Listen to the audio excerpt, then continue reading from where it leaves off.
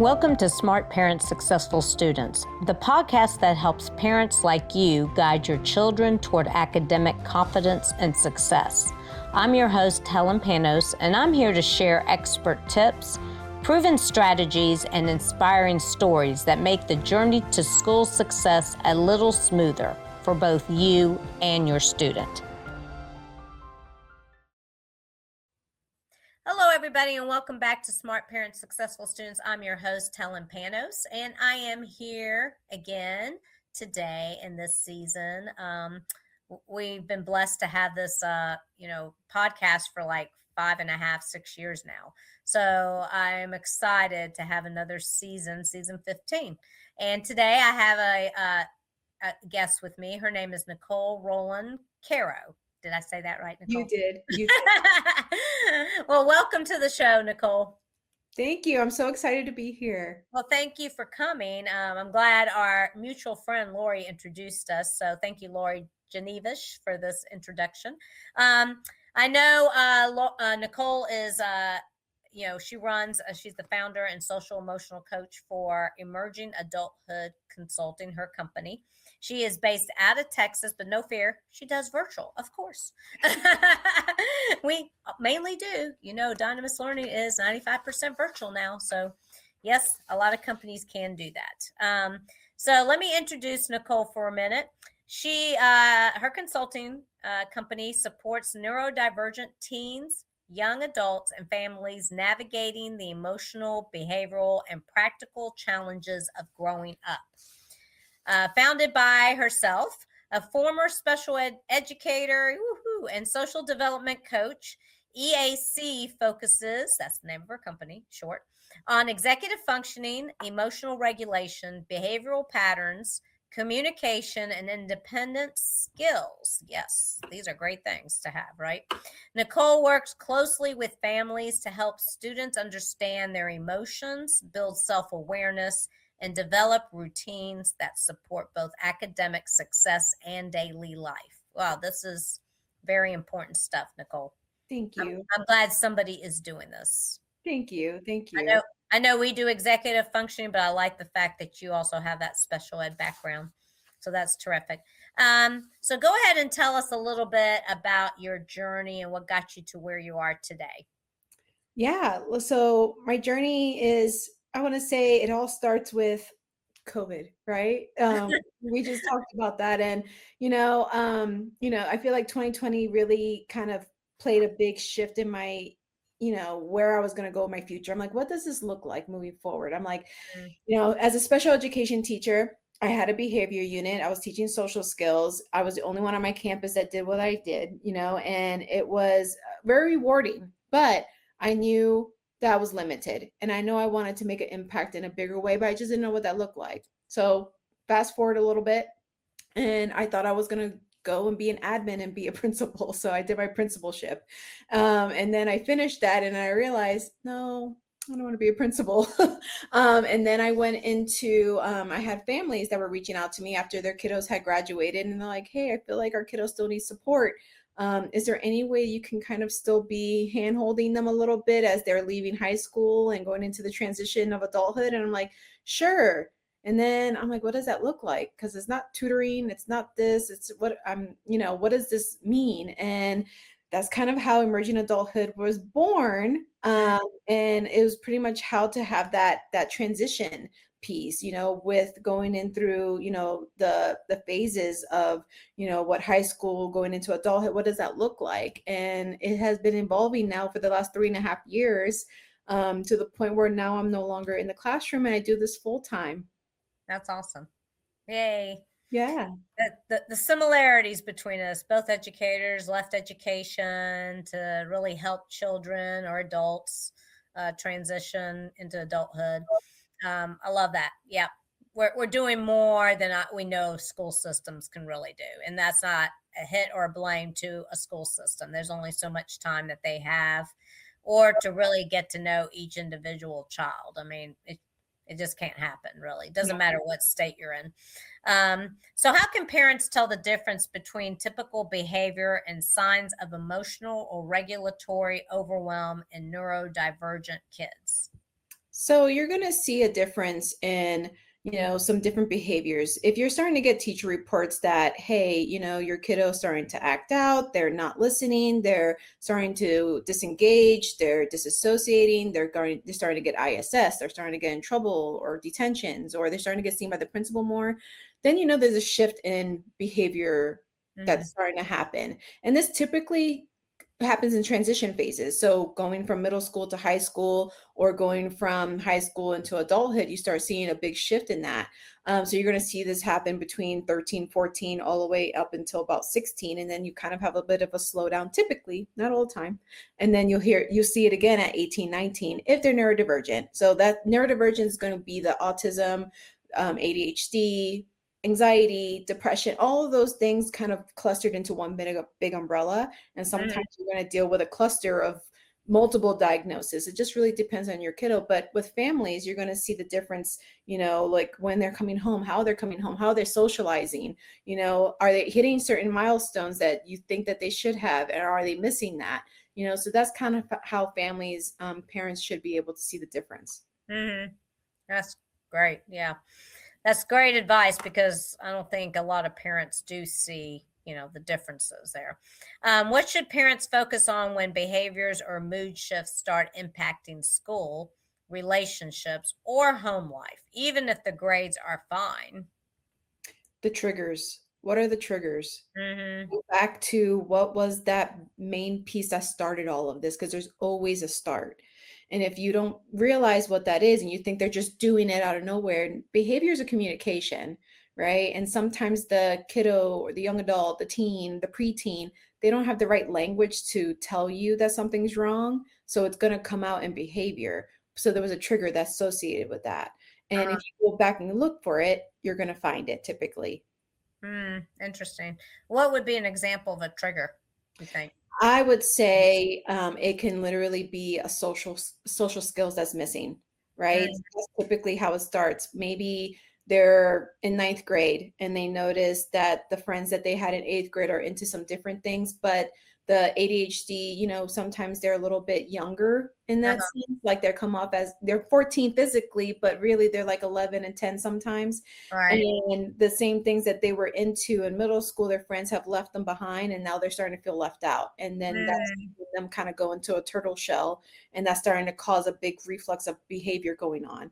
And so that's one example. right. Gosh. Yeah, that's true. That's probably a kind of common one, I'd say. Yeah, yeah. Um, how can families support emotional regulation and independence without escalating conflict or constant correction? So the reactivity, I'm really big on families not going straight into negative reactivity, right? Because there's a reason why there's things happening. And if we just take the moment to dissect it and Hmm. look at the big picture of it and then focus on one thing. If the one thing is that there's a social issue, let's figure out what that social issue is. Is it because they're not, do they not have enough friends? Do they not know how to say the right social cues? Do they feel like they're missing out on something? Let's figure that part out. Is it a piece of the academics that maybe they may not understand their math class and they just don't know how to say it? Tutorials may not be the right thing, and maybe they need a tutor to sit down with them one-on-one to help them a little extra, because in the classroom there's 30 other kids being taught and they're not getting that one-on-one part Mm, that they can understand. So right. the Yeah. confidence, we're building confidence at this point. So if you were to shift that thinking of reactivity to, let me build confidence in my child in a different dynamic into adulthood, that's going to make a huge difference. Hmm. And I think parents think that um, the public school education, we'll just talk about that one for a Yeah. minute, that they're going to resolve all these problems. Let's talk about that for a minute. Why is it that that's a myth? Yeah.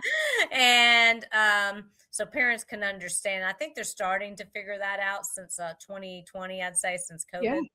They realized, like, when they were sitting right there and they could see exactly what their children are doing, they're like, wow, they must be doing this in school, you know. um, can you talk a little bit about that and how that's not true? I mean, schools Yeah. are not the end all be all to resolve all problems. I think that's a old philosophy. It used to work a long time ago, but not now. Here's one thing. We're coming into these schools with some big different with big problems. And, whether and the schools are just not equipped for all of it. Like I'll use my classroom, for example, behavior unit. I was by myself. I had two extra paras with me, which are paraprofessionals. They're my sidekicks pretty much. And then if we're dealing with a scenario where there is a behavior in a general education classroom where there's 30 kids and all of that, but we can't always grab them, from their math class because I don't teach math, when we're dealing with credits and all of that.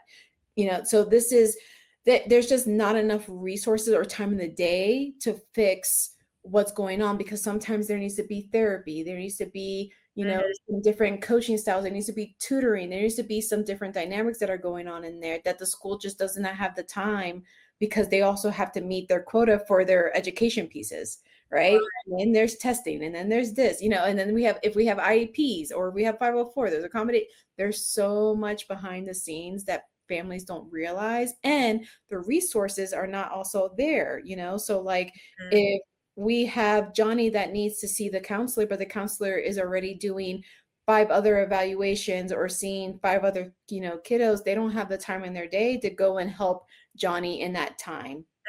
So the resource also is not there, for that need, so Not that's like going to a doctor and you have to wait a while to see them. correct. Except maybe that might be maybe like a 40-minute wait. Think about, if there's a crisis going on for a kiddo, we probably won't be able to get to him from a counselor standpoint until like maybe a few hours later to a day, depending on the situation. Just depends, and it's just hard, going in from the public school standpoint. Yeah, it is. Because there are so many students, and let's talk about it from a private school perspective. They don't have as many resources as the public school, so they might have a little bit more time if they have the resources, but they also tend to, how do I put this, not necessarily allow certain types of differences or diversity, whatever, in a private school. They can do that. They're not attached to more laws like public schools are. I don't know if you want to talk to private schools. I'm sure you've had some customers and clients that are private school people. Yes, and sometimes, and not to josh on any of this, right? It's just, Right. hey, give you guys more awareness What's of the reality? Yeah. And in private schools, technically they can just pick and choose what they want to work with and who they want to work with and what resources they allow and what resources they don't allow, depending on what funding they get, and so that's a piece on that too. And then also, we're looking into what's growing even more. I guess I'll just add to this, because what I'm seeing from my perspective now too is families doing online schooling. A lot of people are pulling and doing online school, not necessarily homeschool, but online school. And can that be really good? It can, if you pick a good menu of items to get your kid engaged throughout the week, because the online school can be done, in probably in a 4-hour span of a day, maybe, or less, depending on what's going on. But then you need to add a little bit more in there, right? The social pieces, you got to do activities, kind of create your own specials and electives in a way, to kind of keep that momentum going. But going into it, you kind of see these different dynamics and how you can help families. And going back to private, they may not have even a counselor, depending on the size of the private schools. They don't have maybe they have a part-time counselor, or one that comes in, every other day or something like that. And then, they can't, they can then at that point, they know what their resources are and what can they take on in terms of the number of kids they have, what kind of kids they have. That's why they're able to do that. Also, going back to what you said about virtual schools, I call them like virtual academies, where a lot of these high schoolers are picking up like Georgia Virtual here in Georgia, or some other, and then they don't realize how hard these classes actually are, because they're very accelerated, and then it's a lot of work, and they're still at a high school. They're taking their classes in person, but then they have to pick up this virtual class, and they're not, they didn't realize how much work it was going to be, because it's accelerated, really, because the time frame of ending might be earlier than your regular public school. So that happened to us. We were tutoring a girl that was a 4.0 student. She came to me early November, the parent did, so that we could help her get through this class. She was like failing it. And we go in there, my tutor goes in there and realizes, hey, she hasn't even responded to the teachers since September. She's obviously just shut down. She won't even do any of the work or anything. And she's not responding when the teacher's reaching out. It is a virtual academy, right? So you're not going to meet them in person. But anyway, so it came down to, we had to, we talked to the mom. We got her a 504 plan because she needed extended time because she had some medical things going on, and not feeling well will keep you from sitting down and doing all your work as well. So we did that. And then I got her extended time through the 504 plan, which she needed because she had anxiety and some other things. But, basically that goes to show you got to be really careful because every kid cannot do the virtual academy classes. Yeah. Depends Right. what's going on with them. That's really a one-on-one situation. And she had to tutor 4 days a week we got her to a B. And I was able to extend her time in taking these tests because they were timed. And she wouldn't have had enough time to get through them.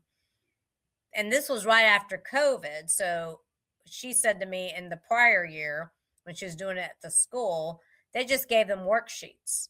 So they kind of had their own free time to get it done on their time. No pushing to, really push yourself to do more.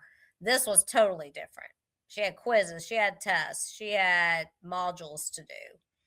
And I mean, I was shocked she got to a B. Yeah. Yeah, things like that can happen. Yeah. You got to be careful about the virtual academies and what you pick from you got to look at your own child, their health, their medical, their, mental. Can they handle a fast? It's like, it reminds me of when I went to Georgia State and I took a mini semester in May one time. Oh my gosh, that was so exhilarated. I did was that like, too. I won't do this ever again. I have experience in that too. And I was like, oh, no, I didn't realize that. Yeah. Somebody should have told me that, how Yeah. tough that is. Maybe a certain easier class could have worked that way, but man, was I really shooting. I was like picking up the speed to try to get that class done. That's But funny. I know you're on Instagram and Facebook, and how can they find you? What's the page called? So Oh, you got a link tree. yeah, I have a link tree. So, but you can, so if you find me on Linktree, it's going to be Nicole Rolon-Caro. But if not, I'm on Facebook and Instagram, and you just look for Emerging Adulthood TX. That's it. TX. Yep. Yeah, TX. TX like Texas. Yeah. Right. Yep. Yep. And all that will be in the show notes, so y'all can just click on the link tree or the website. And then what are you offering our audience today? I know you're offering them something good. Yeah. If you go to my website on the link tree, you'll get there. If not, it's emergingadulthoodtx.com. And you just book a free discovery call. You get to talk to me, let me know what's going on with your family, your dynamic, your kiddo, your adult, whoever it is. And we can chat, up to 30 minutes to an hour I'm offering. And yeah, we just let me know what's going on, and we can come up with a tailored plan to really help you and come up into 2026 with some really good positive. Right. And if I'm sure you'll let them know if, hey, I don't think I'm the right person for you. Absolutely. Absolutely. I have great resources. I've worked really hard to build some good connections and relationships. So glad we met each other, Helen. I know. That's so great. I love these connections because it takes a community, it takes a village, and no one can say they can do it all in one because they can't. And what's great is that, hey, I'm here in Georgia and Nicole's over there in Texas. So we can still work together. Yeah. And so can you all. Don't think just Georgia. Think outside of Georgia when you got to get what you need, So even though both states and cities are very large and they have plenty of resources, but you're like asking me for referrals, I'm going to give you the people I know that would do a great job. And I'm sure Nicole does the same thing. And it may not be people in Texas because I may not know anybody else in Texas, and it may not be the people in Georgia. I think Nicole's better for you. So you got to shop around a little bit. You got to ask the right people. Referrals are really great. actually, because you do want people that have worked with your other children or your own children, and you can refer them. I get a lot of referrals. I'm sure you do too, Nicole. Yeah. Yeah. So thank you very much for your time and coming on our Smart Parents Successful Students podcast. I appreciate. Of course. Thank you for having me. Well, everybody, I hope you guys have a great rest of your day. Bye for now. Thanks for tuning in to Smart Parents Successful Students podcast.